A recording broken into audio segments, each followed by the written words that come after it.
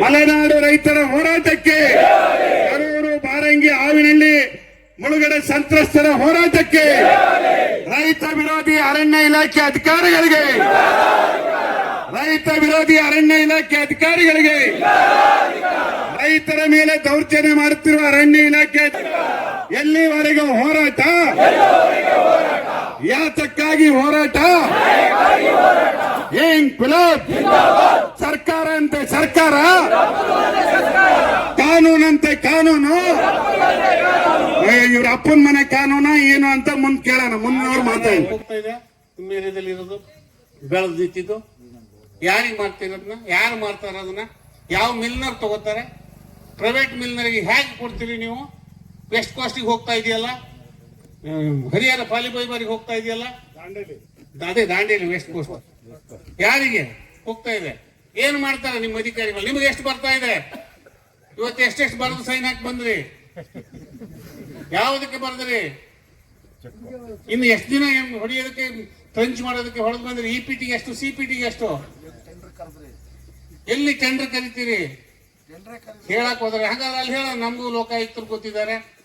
ನೀವು ಕಾನೂನೇ ಮಾಡೋದಾದ್ರೆ ಲೋಕಾಯುಕ್ತ ನಮಗೂ ಗೊತ್ತು. ಹಾಗಾದ್ರೆ ಒಂದು ಅರ್ಜಿ ಬರಿಲ್ಲ, ಒಂದು ಫೋನಾಗಿ ಹೇಳ್ಬಿಡ್ಲ, ನಾನು ಇವತ್ತು ಹೋಗಿ ನಾನು ಇವತ್ತೇ ಸೀಸ್ ಮಾಡಿ ನೋಡಿ ಎಷ್ಟಿದೆ ಅಂತ ಬರ್ಕೊಳಿಬೇಕಾ? ನಿಮ್ಮೂರ್ ಕಡೆ ಕೊಲ್ಲಾಪುರ ಅಂತ ಇದ್ದಾನೆ SP, ನಮ್ very close, he is very close to me.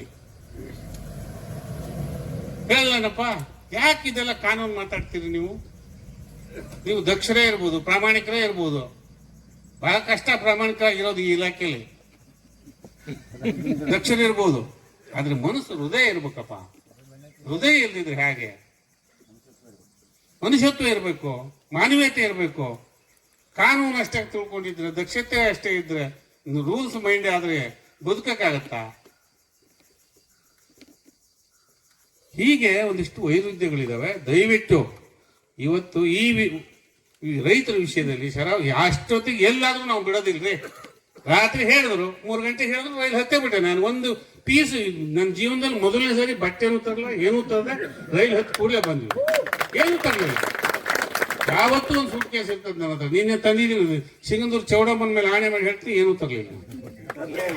ಸೀದಾ ಬಂದು ಅಂದ್ರೆ ನಾವು ಬಿಡೋದಿಲ್ಲ ನಿಮ್ಮನ್ನ. ರೈತರು ವಿಷಯಕ್ಕೆ ಬಂದ್ರೆ ಯಾವ ಕಾರಣಕ್ಕೂ ಬಿಡೋದಿಲ್ಲ. ಸೋಲೋ ಗೆಲುವ ಅರ್ಥ ಮಾಡ್ಕೊಳ್ಳಿ. ಮುರಳಿ ಏನ ಹೋಗಿದೆ ಅಲ್ಲಿ? ಆ ಚಾನಲ್ ಎಷ್ಟು ವರ್ಷದಿಂದ ಹೊಡೆದಿದ್ದು? 62 ವರ್ಷದಿಂದ ಹೊಡೆದಿದ್ದದು.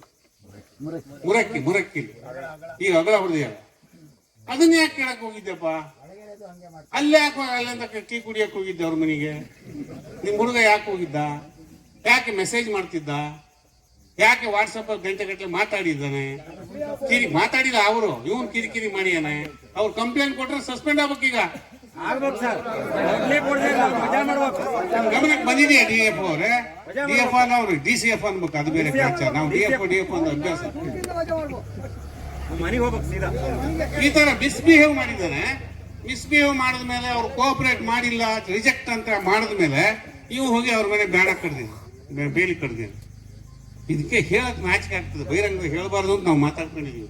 ಈಗ ನೀವು 1 ನಿಮಿಷ ಟೈಮ್ ಕೊಡ್ಬೇಕು ನಮ್ಮ ಮುಖಂಡ್ರಿಗೆ. ಏನ್ ನಡೆದಿದೆ ಅಂತ ಹೇಳ್ತೇವೆ ಅಲ್ಲಿ. ಹೀಗೆ ಸಿಬ್ಬಂದಿಗಳು ಹೋಗಿದ್ದಾರೆ. ಆವಾಗ ಏನ್ ಘಟನೆ ಆಗಿದೆ ಅದ್ರ ಬಗ್ಗೆ ತಾವೆಲ್ಲ ಖಂಡನೆ ಮಾಡಿ ಇವತ್ತಿನ ದಿವಸ ಒಂದು ಪ್ರತಿಭಟನೆ ಮಾಡಿದ್ರು. ಅದಕ್ಕೆ ಸಂಬಂಧಪಟ್ಟಂತೆ ಏನಿದೆ ಕುಲಂಕುಷವಾಗಿ ವಿಚಾರಣೆ ಮಾಡ್ತೀನಿ. ಅದ್ರ ಜೊತೆಗೆ ನಾವೇನು ಸರ್ ಹತ್ರ ಮಾತಾಡಿದ್ವಿ, ತಮ್ಮ ಮುಖಂಡರ ಜೊತೆ ಮಾತಾಡಿದ್ದೀವಿ. ಏನು ಅಲ್ಲಿಂದ ಏನು ನಾವು ಸೀಸ್ ಮಾಡ್ಕೊಂಡು ಬಂದಿರೋದನ್ನ ಅವರಿಗೆ ವಾಪಸ್ಸು ಹ್ಯಾಂಡ್ ಓವರ್ ಮಾಡ್ತೀವಿ. ಅದೇ ರೀತಿ ಗಾರ್ಡ್, ನಮ್ಮ ಇಲಾಖೆ ಒಬ್ಬರ ಗಾರ್ಡ್ ಮೇಲೆ ತಮ್ಮ ಕೆಲವೊಂದು ದೂರುಗಳಿದಾವೆ. ಆ ದೂರಿಗೆ ಸಂಬಂಧಪಟ್ಟಂತೆ ನಾವು ಕೂಲಂಕಷವಾಗಿ ತನಿಖೆ ಮಾಡಿ ಅದರಲ್ಲಿ ತಪ್ಪು ಕಂಡದಲ್ಲಿ ಅದನ್ನ ಏನು ಸೂಕ್ತ ಕ್ರಮ ನಾವು ತಗೋತೀವಿ. ತನಿಖೆ ಮಾಡಕ್ ಟೈಮ್ ಬೇಕಾಗತ್ತೆ. ಬೇಡ ನಮ್ಗೆ ಈಗಲೇ ಕರ್ಸಿ ಸರ್, ಕರ್ಸಿ ಸರ್.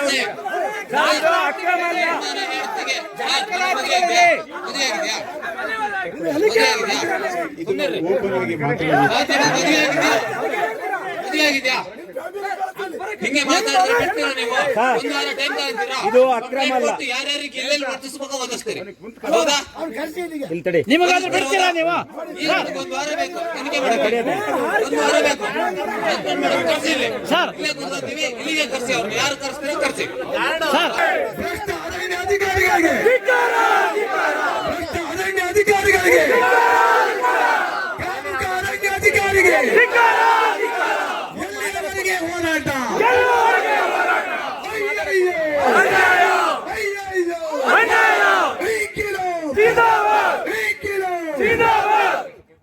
DFR ಅವರಿಗೆ ಈ ನಿಮ್ಮೆಲ್ಲರ ಮೂಲಕ ಏನ್ ತಿಳಿಸೋದಂದ್ರೆ, ನಮ್ಮ ಹಾಲಪ್ಪನವರ ಸಮ್ಮುಖದಲ್ಲಿ ಯಾವುದೇ ರೈತರಿಗೆ ಇನ್ನು ಮುಂದೆ ವನ್ಯಜೀವಿ ವಲಯದ ಯಾವನೇ ಅಧಿಕಾರಿ ಇರ್ಬೋದು, ಅಗೌರವದಿಂದ ಮಾತಾಡೋದು, ಏಕವಚನದಲ್ಲಿ ಮಾತಾಡೋದು, ದಬ್ಬಾಳಿಕೆ ಮಾತಾಡೋದು, ಅವ್ರಿಗೇನು ನೋಟಿಸ್ ಕೊಡದೆ ಅವ್ರ ಮೇಲೆ ಕ್ರಮ ತಗೊಳಕ್ ಹೊರಟ್ರೆ ಇನ್ನು ಮುಂದೆ ಪರಿಸ್ಥಿತಿ ಸರಿ ಇರಲ್ಲ ಅನ್ನೋದನ್ನ ಎಚ್ಚರಿಕೆ ಕೊಡ್ತೀನಿ ನಾನು.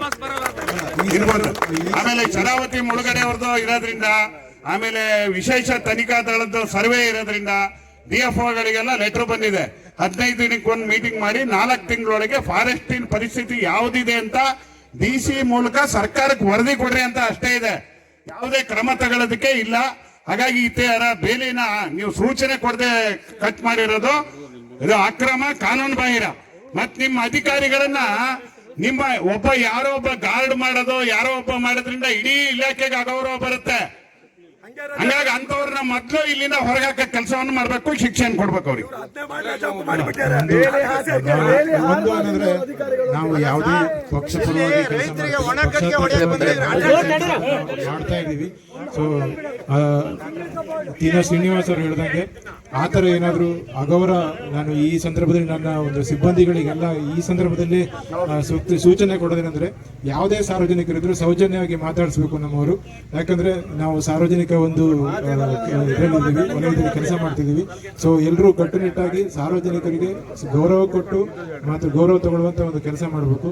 ಯಾವುದೇ ಇದ್ರೂ ನಾವು ಅದೇನಿದೆ ನೋಟಿಸ್ ಕೊಟ್ಟು ಮಾಡುವಂತ ಕೆಲಸ ಮಾಡ್ತೀವಿ.